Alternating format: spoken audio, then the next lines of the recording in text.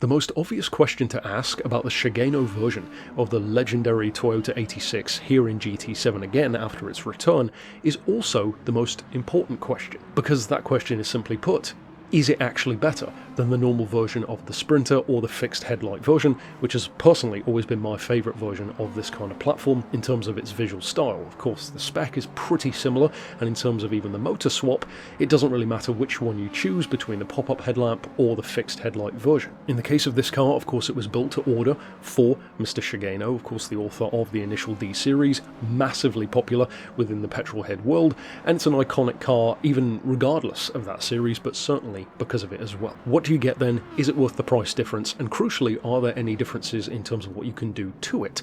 Because that, of course, especially when you factor in motor swaps, aero parts, all that kind of stuff, particularly more so in GT7 than in any other game in the franchise, you could argue, well, is it worth the extra price? Because extra it certainly is. This car at the moment is up around 100 grand, if I recall correctly, or 120, something like that.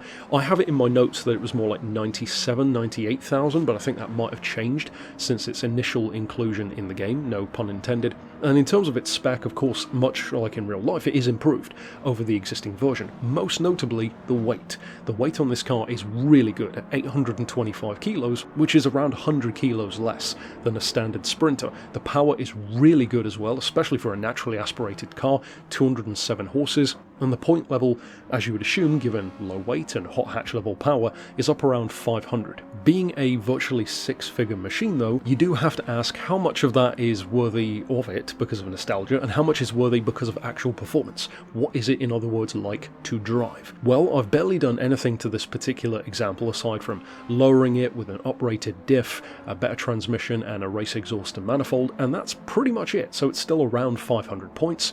And this is where we get to the crucial stuff, because for one thing, you actually cannot make this car any lighter than it already is. So the question of whether or not this is better than other versions is a crucial comparison between real life and Gran Turismo.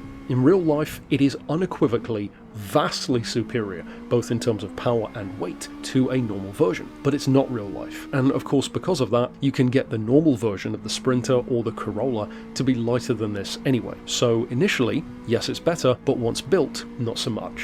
Where it gets more interesting even than that, though, is the motor swap. So far, and I think this probably will change in future, especially given how popular Toyota is with polyphony at the moment, you actually cannot motor swap this car. You can put a wide body on it, the exact same wide body kit, which is a really good looking kit actually. It's got a lot of detail to it rather than just the arches, on all three versions, the Sprinter, the Corolla and this one as well. So you've got the body kit, you've got similar aero. There is actually a nice little bonus piece of aero on this one. In fact, it's not even aero. You can add a couple of extra bulbs on the front bumper, as you can see here in the video, and I personally love the look of that on this car. The other two don't have that option, at least without the wide body. I haven't tested it with, but this one, as I said, does not have a motor swap. And although initially you might be thinking, well, do I really care? Well, that depends what you're planning to do with it. If you're going to use it as I am, with barely any changes just for a bit of fun or at a similar kind of point level to what it starts out at, well then yeah, sure, you could keep this one and be perfectly happy with it. But if you want real extreme performance from this car,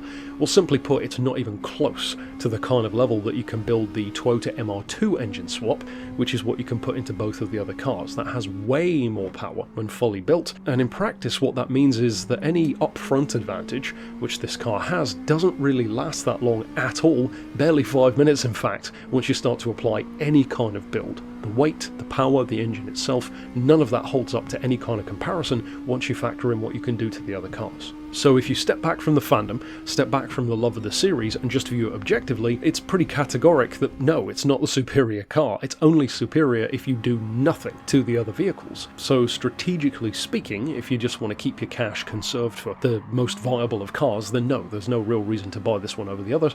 It's not even like the visuals are that special anymore, because you can put rims on it, you can do a carbon bonnet, etc., and you can make a normal version look like this. Whereas in older Gran Turismo games, where of course this wasn't even a premium, it didn't have a detailed interior, well, back then you couldn't do stuff like the carbon bonnet, so it really did set itself apart. That's just not the case anymore. As it stands, this car sits squarely and firmly in the camp of, if you're a fan, then buy it. It is certainly not in any way a bad car. It looks good, handles well, it's quick in its standard form, it's a lot of fun to drive, and to be fair, compared to a lot of other JDM cars within inflated prices, it's actually not that expensive, you know, in comparison at least. 100 grand is still a lot for a Corolla, but it's not as expensive as many of those other icons. No, you don't need to buy it. If you're a fan, if you want to buy it, well, it's not that much money, so you might as well, and many of you probably already have, but this was a day one inclusion and certainly a very important returning face, because even though it wasn't in an update, this was a car which made its return in GT7, and quite the return as well, given that it had much better visual upgrades and a fully detailed interior with better graphics than it's ever had before in the entire franchise. So I'm sure for many players, certainly fans of Initial D, this was probably one of your favourite additions, updates and inclusions in a general sense for the day one roster when GT7 first came out. I would love to know if any of you do personally prefer this over the normal version, and also why,